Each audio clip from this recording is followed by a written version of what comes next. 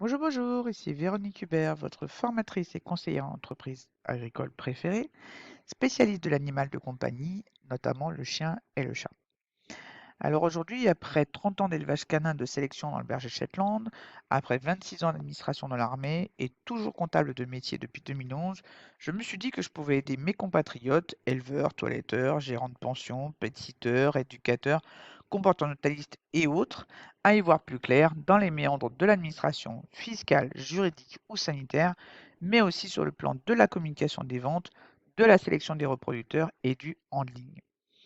Aujourd'hui, on va parler stagiaire.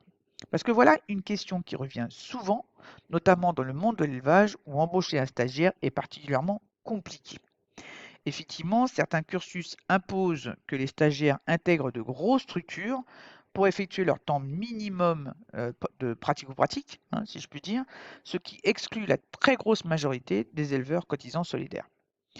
Même si certaines académies commencent à fléchir, en autorisant par exemple des écoles comme les MFR, comme certaines MFR et autres, à faire appel aux éleveurs de petite et moyenne taille pour accueillir des stagiaires, tellement les places sont chères et les demandes trop nombreuses pour être acceptées, c'est encore compliqué. À condition que certains critères soient respectés par l'éleveur, le stagiaire peut y accéder et, comme c'est souvent le cas, il pourra apprendre autre chose que le nettoyage des box ou le nourrissage des animaux. Et les stagiaires sont avides d'apprendre ces autres notions. S'ils apprennent le métier d'éleveur, c'est aussi pour savoir comment effectuer une mise bas, comment biberonner des bébés, comment toiletter des chiens ou des chats pour les expositions, comment éduquer des chiots ou entraîner des chiens pour des concours de travail, comment participer à des expos, etc. Alors, ici dans cette vidéo, je vais surtout vous parler du côté légal des démarches. D'abord, à quel âge pouvez-vous prendre un stagiaire? Si le gamin a moins de 16 ans, on parle de stage d'observation en entreprise, comme ce qu'on pourrait demander aux enfants scolarisés en quatrième ou en troisième, par exemple. S'il a au moins 16 ans, on peut être sur un stage classique ou un stage entrant dans un cursus comme un apprentissage, les deux étant des périodes de présence en entreprise pour apprendre le métier. Ensuite, il faut savoir qu'une convention de stage est obligatoire. Elle doit être faite entre l'élève, l'entreprise et un organisme qui crée la convention. Celui qui crée la convention, ça peut être un organisme de formation, une école, mais aussi France Travail ou une mission locale. La durée de stage ne doit pas excéder 6 mois pour une période, pour un cursus.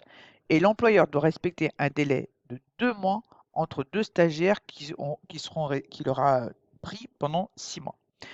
Pas plus de 7 heures par jour et pas plus de 22 jours par mois. Doit-on rémunérer un stagiaire? S'il s'agit d'un stage classique et lorsque la durée est inférieure à 44 jours, à raison de 7 heures par jour, l'employeur n'a pas l'obligation de payer le stagiaire. Si le stagiaire doit rester plus de 2 mois, la rémunération est obligatoire et elle est due dans ce cas dès le premier jour de stage et non pas à partir du deuxième mois ou du troisième mois. D'accord? C'est bien à partir du premier jour de stage. Ça veut dire que quand vous allez faire votre convention de stage, vous saurez tout de suite si vous allez le prendre pour un mois, 2 mois ou plus. D'accord? Donc, vous devrez le rémunérer si vous savez que le stagiaire va rester avec vous plus de 2 mois, à raison de minimum 4,35 € de l'heure. Quel est le cadre réglementaire dans l'entreprise? Eh bien déjà, un stagiaire ne doit pas rester seul dans l'entreprise et à plus forte raison s'il est mineur. Combien je vois, et enfin, c'est tellement souvent, je vois des éleveurs qui laissent des stagiaires seuls pour s'occuper d'un cheptel entier, tout ça pour partir en saillie extérieure ou en expo. C'est totalement illégal. D'autre part, le stagiaire a les mêmes droits qu'un salarié classique pour ce qui est de l'accès à la restauration, pour le temps de travail maximum à respecter, pour le remboursement des frais de transport, pour la protection contre le harcèlement, pour l'interdiction d'effectuer certaines tâches et en particulier si elles sont dangereuses. Enfin, en fin de stage, le stagiaire obtient son attestation de stage. Ceci étant posé, il faut retenir des points essentiels. Tout d'abord, vous avez un SIRET dont vous êtes chef d'entreprise, donc vous avez le droit, on va dire, légal de prendre un stagiaire, quel que soit votre statut juridique, quelle que soit la taille de votre entreprise, quel que soit votre régime fiscal, quel que soit l'endroit où est cette entreprise et quelle que soit son activité. Ça, c'est la loi. Ensuite, un stagiaire n'est pas là pour remplacer un salarié. Il est là pour observer et apprendre. Ça veut dire que non seulement vous ne pouvez pas l'obliger à effectuer des tâches, mais en plus, vous devez l'aider à créer son rapport de stage. N'oubliez pas qu'il est là dans le cadre d'un cursus quelconque, qu'il est là donc pour avoir un diplôme, très souvent au bout, ou une certification. Donc, il a besoin de ce rapport de stage. Si vous ne le faites pas, si vous ne l'aidez pas à le faire, il ne pourra pas valider son année ou son cursus complet, hein, d'accord? Et donc, vous allez lui pourrir complètement, en fait, tout ce qu'il aura fait jusqu'à maintenant. Donc, aidez-le surtout à faire son rapport de stage. C'est extrêmement important. Ensuite, les sanctions pour non-respect du code de travail vont jusqu'à 2 000 € par stagiaire, voire 4 000 si ce n'est pas la première fois que l'employeur est pris sur le fait. Enfin, n'oubliez pas que cette période de stage est une alliance gagnant-gagnant entre le stagiaire et l'entreprise, dans laquelle l'élève apprend la pratique de notions qui feront son métier plus tard et l'employeur transmet son savoir. Ok? Alors oui, je sais qu'il y a beaucoup de stagiaires d'un côté qui disent: «Ah bah oui, moi je trouve pas de maître d'apprentissage ou je trouve pas de maître de stage ou je trouve pas, que ce soit d'élevage, que ce soit de comment dire? De centre d'éducation, et cetera», pour faire leur période, hein, justement de stage. Et de l'autre côté, que ce soit des éleveurs, et beaucoup plus d'ailleurs dans ce monde-là, des éducateurs, des toiletteurs et cetera, qui disent: «Ah bah oui, mais moi j'ai pris des stagiaires, c'est une catastrophe, ils veulent pas bosser» et cetera.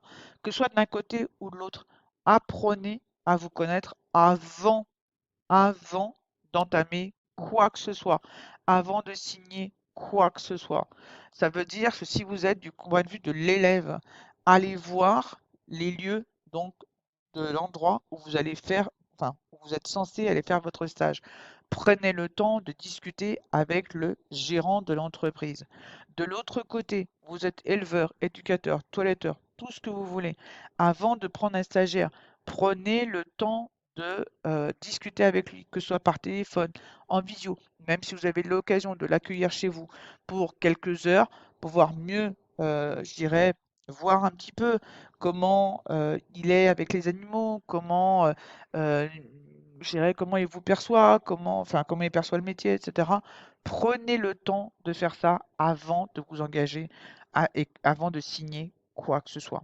Je crois que c'est finalement euh, le moment où on a le plus d'instinct, on va dire ça comme ça, hein, on a le plus cette petite voix qui nous dit: «Ah oui, c'est la bonne personne, ah non, c'est pas la bonne», et d'accepter ou pas.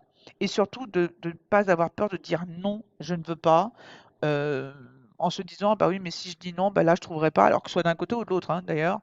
Non, non, prenez le temps. Et si s'il y a quelque chose qui vous dit que vous ne devez pas aller là, eh bien n'y allez pas. Si vous êtes éleveur, éducateur, toiletteur ou autre et que vous sentez que la personne ne fera pas l'affaire, ne la prenez pas. Vous n'avez absolument aucune obligation. D'accord? Dernier petit point, n'oubliez pas qu'en cas où vous prendriez un stagiaire ou un apprenti ou même un salarié en situation de handicap, n'oubliez pas que vous avez des aides et que pour cela, eh bien, vous devez vous adresser à l'AGFIP, A-G-E-F comme Françoise, I-P comme Patrick, H.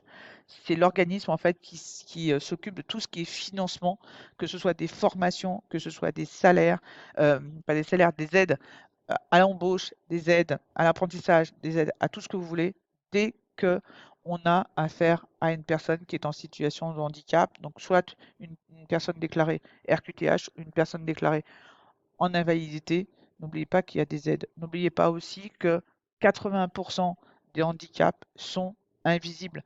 Ça veut dire que par exemple, une personne qui a un doigt coupé et qui est reconnue travailleur handicapé, elle est en situation de handicap, elle peut parfaitement travailler. D'accord? Surtout dans ce milieu-là. N'oubliez pas aussi que beaucoup de personnes en situation de handicap se tournent souvent vers les animaux, adorent les animaux et donc adoreraient faire des stages ou une carrière dans les animaux. Donc ne négligez pas cela. Déjà, vous allez faire une bonne action, hein, si je puis dire. Et puis surtout, bah, vous allez rendre absolument heureux quelqu'un qui sera avide de bien travailler, avide de vous récompenser d'une certaine manière, de comment dire, d'avoir accepté de prendre cette personne. D'accord? Voilà. Eh bien écoutez, j'espère que tous ces petits conseils vous seront utiles. Je vous retrouve dans une prochaine vidéo et je vous dis à très bientôt.